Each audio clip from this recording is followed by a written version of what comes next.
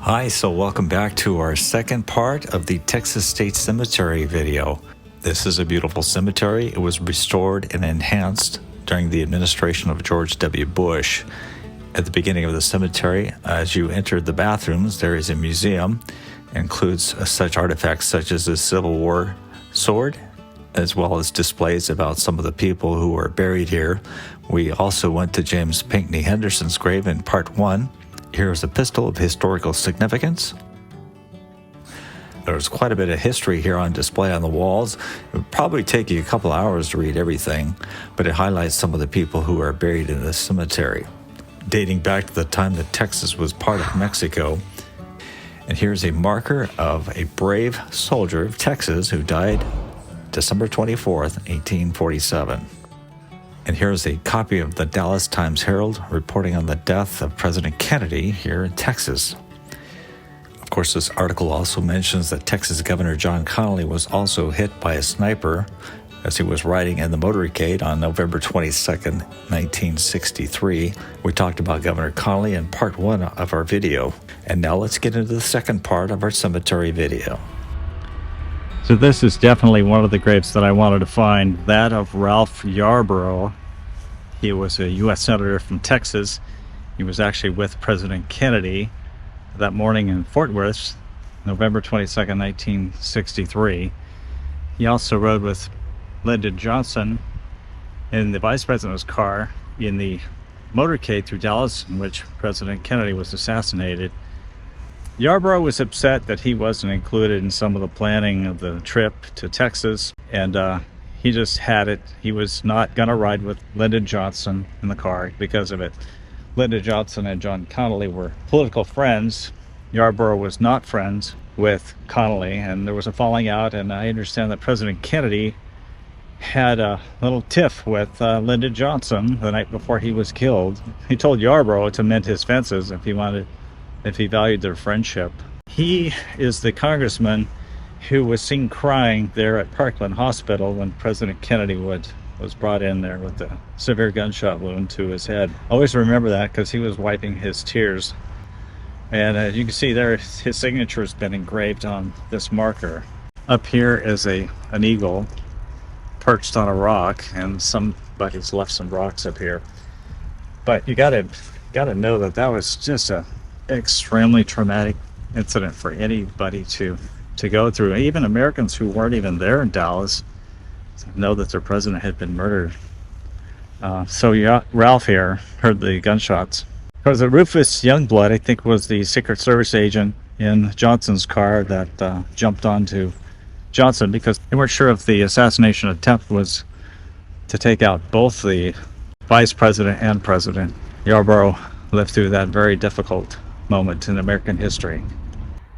Peter Hansbrough Bell, born in Culpeper, Virginia, 1812. He died in Littleton, North Carolina, 1898. He was governor of Texas.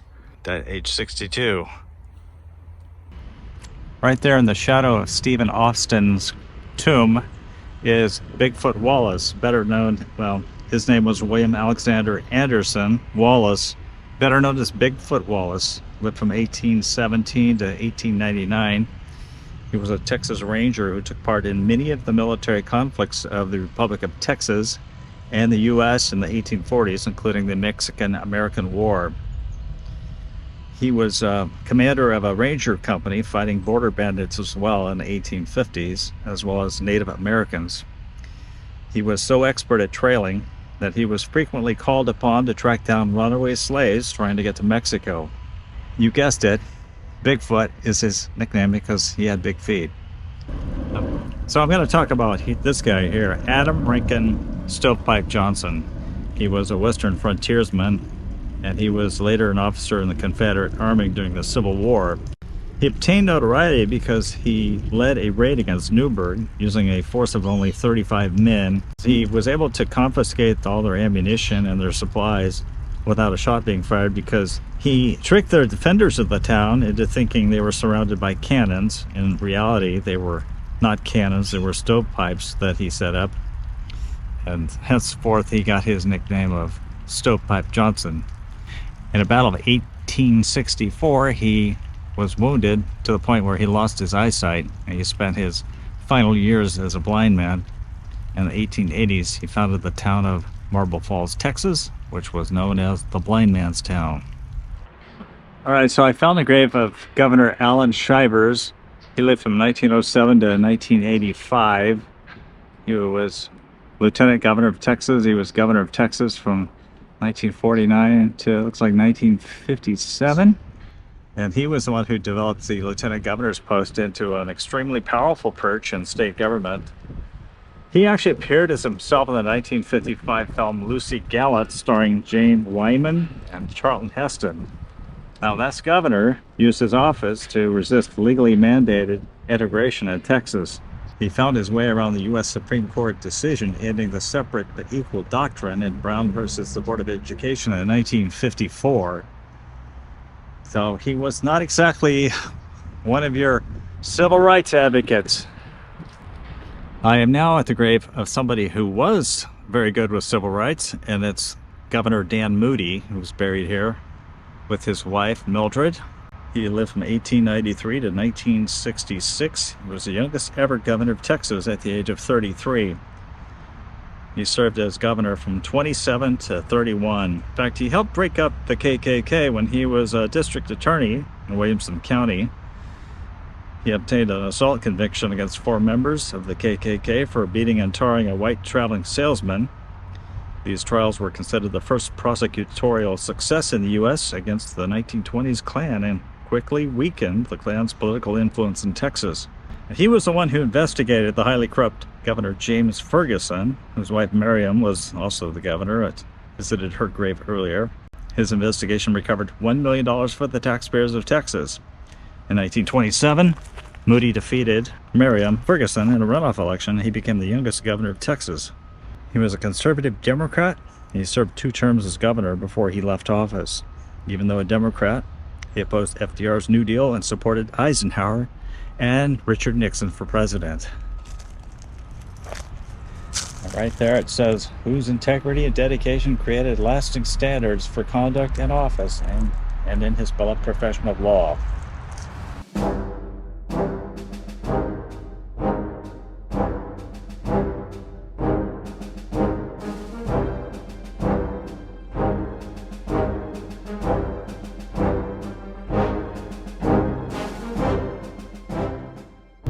So we are over here in the military section, and the grave that we really specifically want to go to is at the top of the hill by that flagpole. U.S. astronaut Eugene Cernan.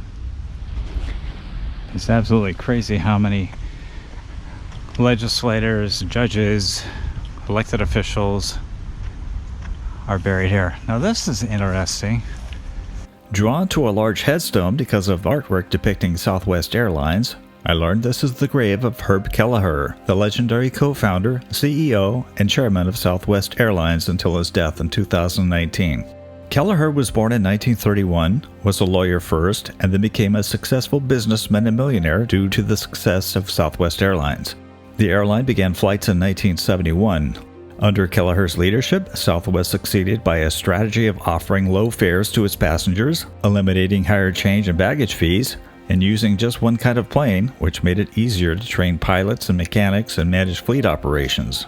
Southwest maintained point-to-point flight routes and thus avoided the delays and chaos of traditional hub-and-spoke systems.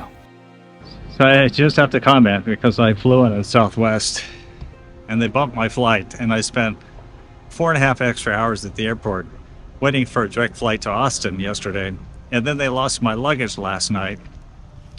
And I wasn't too happy about that. I got it finally this morning, and they made up for it by giving me a $200 voucher for another flight in the future. So it was really my first bad experience flying on Southwest Airlines. And I can't say that I ever want to have that happen again. So we're just going to walk up this long arching walkway to the top and check out the grave of Eugene Cernan. It is the highest grave here in Austin. In fact, you can see the skyline of Austin over that way.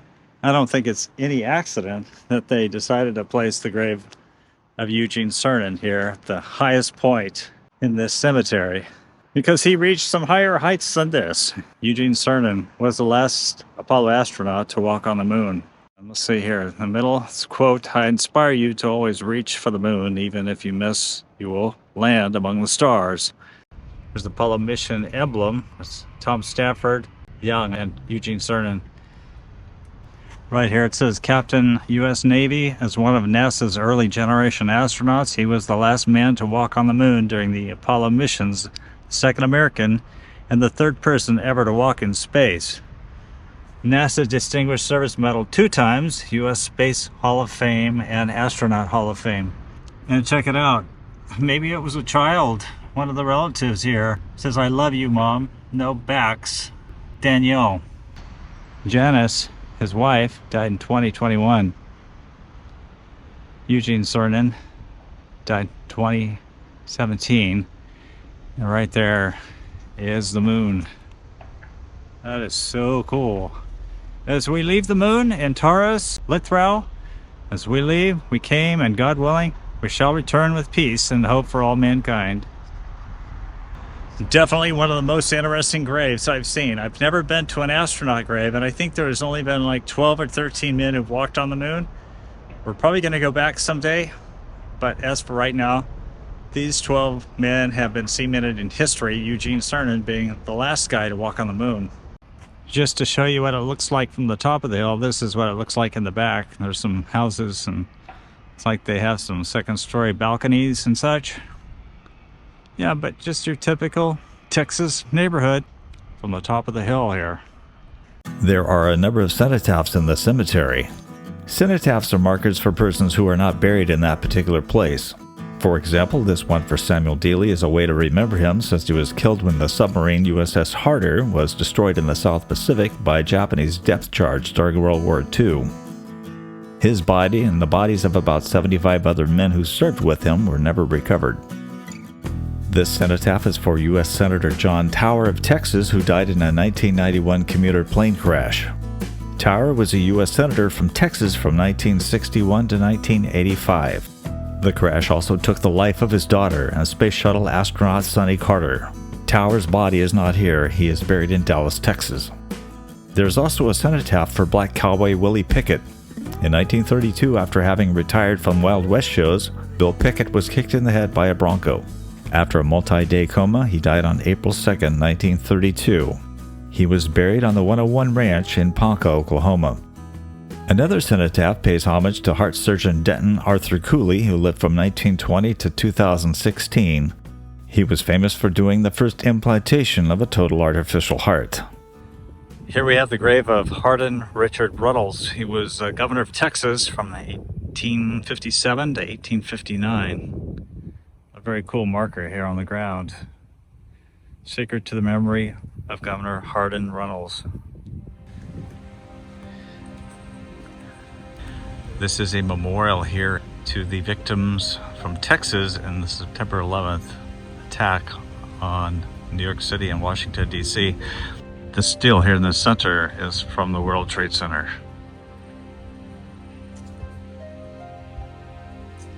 And I noticed this big tear, this big gash in it.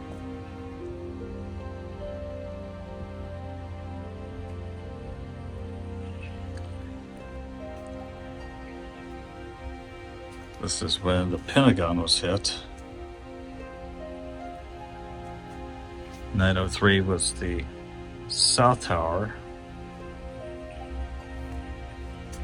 The first attack at 8:45 a.m. North Tower. Of course, the quote there from George W. Bush, who was president and governor of Texas prior to that. These acts shattered steel, but they cannot dent the steel of American resolve. Here we have Alfred A. Dula Sr. He was a war hero, because I'll show you the other side. Co-inventor, Ranger, Patriot, combat pilot of World War II, fought against the attack at Pearl Harbor on December 7, 1941. 46 combat missions. Wow. So here is the grave of Robert McAlpin Williamson. He was known as Three-Legged Willie. Lived from 1806 to 1859. He was a Republic of Texas Supreme Court Justice, a state lawmaker, and a Texas Ranger. He is the first white person documented playing the banjo. You're probably wondering why he was nicknamed Three-Legged Willie. It's because when he was 15, he contracted tuberculosis arthritis that caused his right leg to permanently stiffen at a 90-degree angle. So in order to walk, a wooden leg had to be fastened to his knee. He pressed on, though, passed the bar at the age of 19 before practicing 1 year of law in Georgia. Here's the grave marker for Andrew Jackson Houston, 1854 to 1941. He was a U.S. Senator. President and General Andrew W.J. Houston, 1922 to 1923. Found another grave here that I didn't know anything about. William Bill Whitliff. He was a storyteller in film, photographs, and books. This side details that he was a writer and producer for Lonesome Dove miniseries, Raggedy Man, Legends of the Fall, Country, Barbosa, Cowboy Way, Ned Blessing TV series, Night at Old Mexico. He was also writer and producer, director of Red-Headed Stranger. He was also writer for Perfect Storm, Honeysuckle Rose, Black Stallion, Thaddeus Rose, and Eddie. Wow, quite an accomplished writer. And look at this. Very sobering section here devoted to the veterans. Buried here in Austin, Texas. There are a couple out here that stand out amongst these markers. It's like a lot of these were buried in 1909, 1910.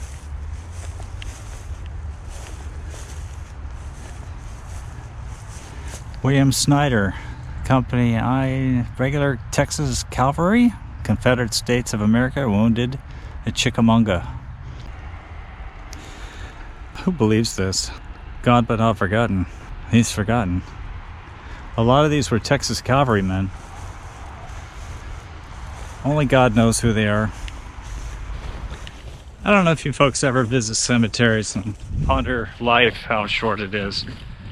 These people were all just like me, walking on the face of the earth. And they're gone. It's just so many people. Names forgotten to history. And all these markers here tell us who they are, but you know, someday even these markers are gonna wear down and disappear. It's kind of a sobering thought. So I feel like my visit here to the Texas State Cemetery in Austin was just like drinking from a fire hose. There's just so many people of historical significance that I can't possibly get to. We're hitting most of the major ones, of course. I'm sure that I missed some people, and you may watch this video and go, oh, you forgot about so-and-so, and I probably did, to be honest. But time is running short for the day, and I have to get back to my son. We're going to spend some time together. I mostly came here to see him. I would always appreciate hearing what you thought of the video, and maybe some of the people that you remember, maybe you don't like some of them, maybe you liked a lot of them. I would love to hear you comment about that. Also, if you could give us a thumbs up, that would help. And if you subscribe to History Hunters, we hope that we made some friends here in Texas now that we've been here. We tend to post new videos on each Sunday, but that's not always the case. So you don't miss any, hit that notification bell, and every time that we post, you will be notified. Thank you so much for joining us on this episode of History Hunters.